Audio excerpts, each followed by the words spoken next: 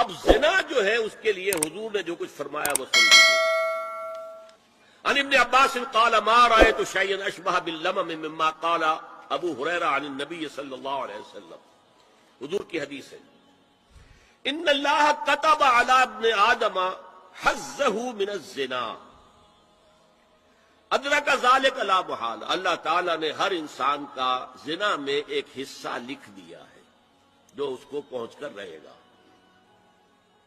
فزنا العین النظر، آنکھوں کا زنا ہے نامحرم عورت کو دیکھنا، یہ بھی زنا ہے۔ اگر زنا کو روکنا ہے تو یہاں پر بھی قدغن لگے گی۔ ایک جگہ آیا ہے حدیث میں النظر سہم، یہ تیر ہے، یہ نظر جو ہے نگاہوں کے تیر، یہ تو آپ شاعری کے اندر بھی اور گانوں کے اندر بھی نگاہوں کے تیر سنتے ہیں کہ نہیں سنتے؟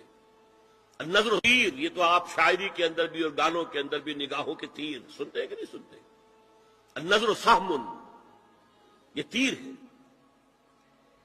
وزن اللسان النطق یا منطق، زبان کا زنا ہے کسی عورت سے گفتگو کر کے چٹخارے لینا۔